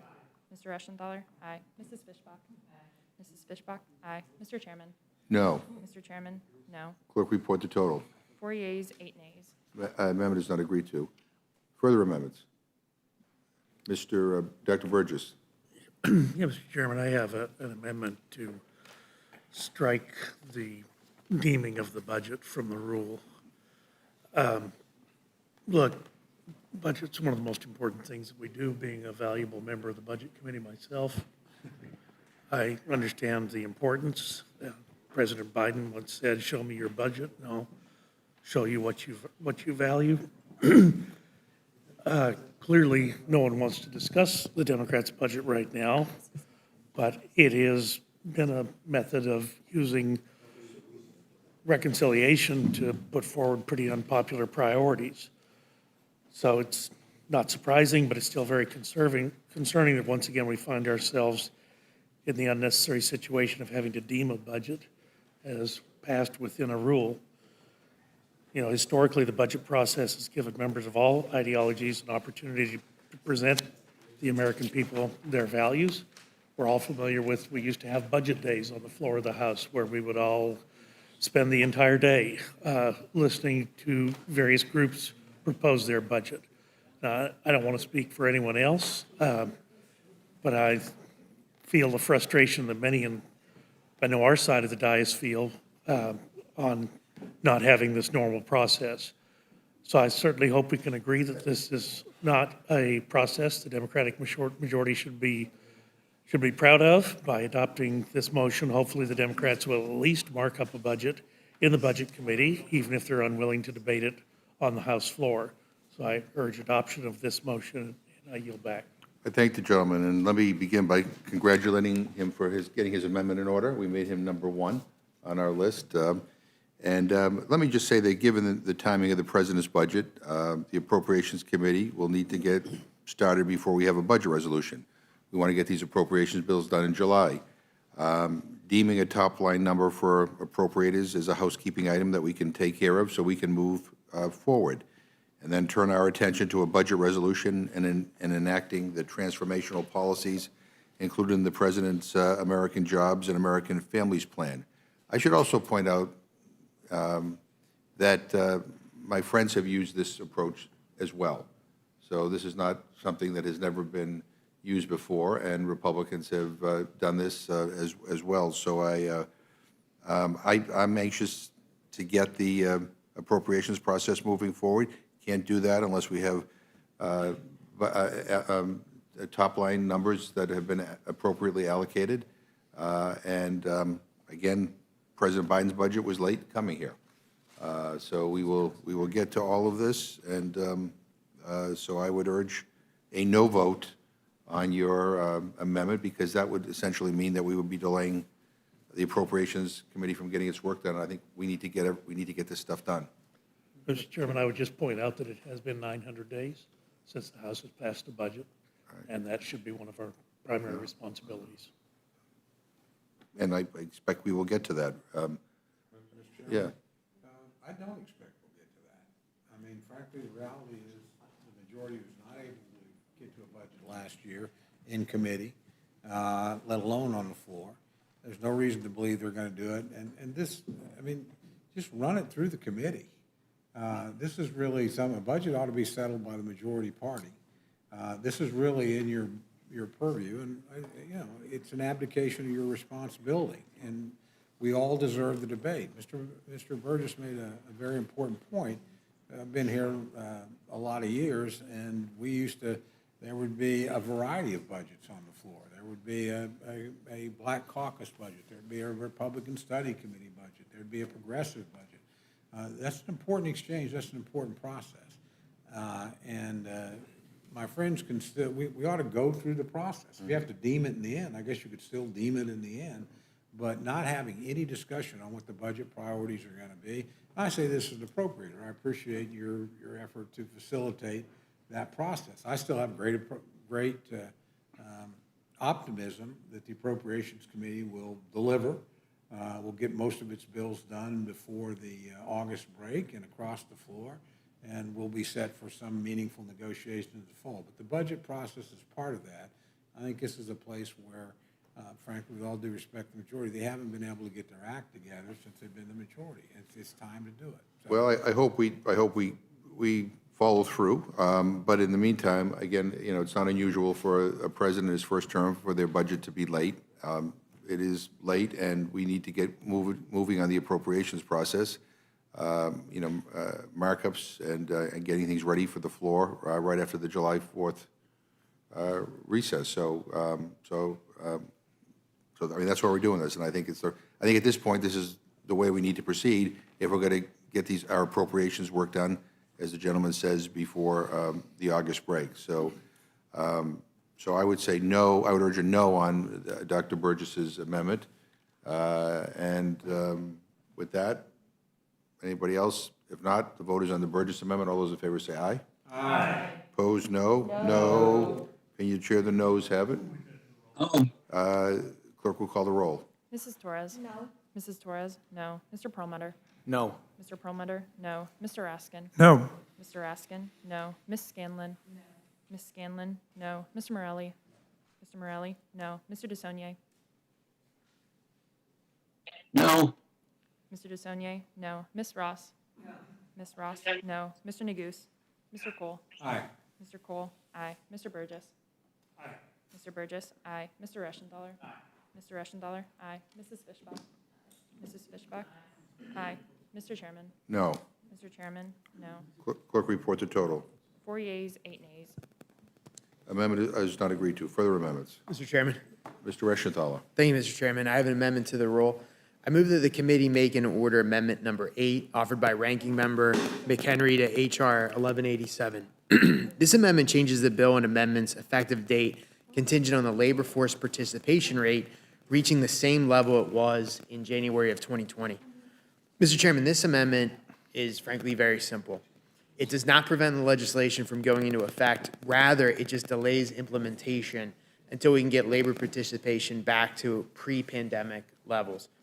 Right now, our domestic legislative priorities should primarily focus on economic recovery from the COVID-19 pandemic. Congress must prioritize getting people back to work rather than just passing legislation that places regulatory burdens on job creators and stifles Main Street America investment opportunities. I urge the adoption of my motion, and with that, Mr. Chairman, I yield back. For the gentleman's amendment, any discussion? Hearing none, the vote is on the Reschenthaler amendment. All those in favor say aye. Aye. Opposed, say no. No. Can you, the chair, the noes have it? Mr. Chairman, I ask for a roll call vote. Roll call vote has been requested. Clerk will call the roll. Mrs. Torres? Mrs. Torres? No. Mr. Perlmutter? No. Mr. Perlmutter? No. Mr. Raskin? No. Mr. Raskin? No. Ms. Scanlon? Ms. Scanlon? No. Mr. Morelli? Mr. Morelli? No. Mr. DeSaulnier? Lift up your window. Mr. DeSaulnier? No. Ms. Ross? Ms. Ross? No. Mr. Neguse? No. Mr. Neguse? No. Mr. Cole? Aye. Mr. Cole? Aye. Mr. Burgess? Aye. Mr. Burgess? Aye. Mr. Reschenthaler? Aye. Mr. Reschenthaler? Aye. Mrs. Fishbach? Aye. Mrs. Fishbach? Aye. Mr. Chairman? No. Mr. Chairman? No. Clerk will report the total. 4 yeas, 9 nays. Amendment is not agreed to. Further amendments. Mr. Chair? Ms. Fishbach. Mr. Chair, I have an amendment to the rule. I move the committee make and order amendment number 9 by Ranking Member McHenry to H.R. 1187. This amendment allows emerging growth companies, small businesses, and smaller reporting companies to opt out of the disclosure requirement. Mr. Chair, as we discussed earlier today, this legislation places enormous compliance and disclosure requirements on public companies. Simply putting this Simply put, this could put undue pressure on the companies looking to go public and disincentivize such actions. By providing an opt-out clause to smaller organizations, it can provide much-needed relief to such organizations and perhaps allow them to reevaluate the decision to go public. I urge adoption of my motion, and I yield back. Heard the gentlewoman's amendment. Any discussion? Hearing none. The vote is on the Fishbach amendment. All those in favor say aye. Aye. Opposed, no. No. Opinion of the chair, the noes have it. Mr. Chair, I request the ayes We'll and have a ayes. roll call vote, please. Mrs. Torres? No. Mrs. Torres? No. Mr. Perlmutter? No. Mr. Perlmutter? No. Mr. Raskin? No. Mr. Raskin? No. Ms. Scanlon? Ms. Scanlon? No. Mr. Morelli? Mr. Morelli? No. Mr. DeSaulnier? No. Mr. DeSaulnier? No. Ms. Ross? No. Ms. Ross? No. Mr. Neguse? No. Mr. Neguse? No. Mr. Cole? Aye. Mr. Cole? Aye. Mr. Burgess? Aye. Mr. Burgess? Aye. Mr. Reschenthaler? Aye. Mr. Reschenthaler? Aye. Mrs. Fishbach? Aye. Mrs. Fishbach? Aye. Mr. Chairman? No. Mr. Chairman? No. Clerk, report the total. 4 yeas, 9 nays. Amendment is not agreed to. Further amendments? Hearing none, now the vote is on the motion of the gentlewoman from California. All those in favor say aye. Aye. Opposed, no? No. Opinion of the chair, the ayes have it. Mr. Chair, on that, we request a recorded vote. Recorded vote has been requested. Clerk will call the roll. Mrs. Torres? Aye. Mrs. Torres? Aye. Mr. Perlmutter? Aye. Mr. Perlmutter? Aye. Mr. Raskin? Aye. Mr. Raskin? Aye. Ms. Scanlon? Aye. Ms. Scanlon? Aye. Mr. Morelli? Mr. Morelli? Aye. Mr. DeSaulnier? Aye. Mr. DeSaulnier? Aye. Ms. Ross? Aye. Ms. Ross? Aye. Mr. Neguse? Mr. Neguse? Aye. Mr. Neguse? Aye. Mr. Cole? No. Mr. Cole? No. Mr. Burgess? No. Mr. Burgess? No. Mr. Reschenthaler? Mr. Reschenthaler? No. Mrs. Fishbach? No. Mrs. Fishbach? No. Mr. Chairman? Aye. Mr. Chairman? Aye. Clerk, report the total. 9 yeas, 4 nays. Motion is agreed to, and I will carry it for the majority. And Mr. Reschenthaler will carry it for the Republican. Okay, Mr. Having Perlmutter. voted on the prevailing side, I'd like to ask for immediate reconsideration of the election of Mr. Morelli. We will entertain that at the next meeting. Thank you all, and I think, with the exception of a little bit of a audio issue, this worked fairly well, so we will see you soon. All right. Committee is adjourned. Oh, yeah, 5 o'clock is the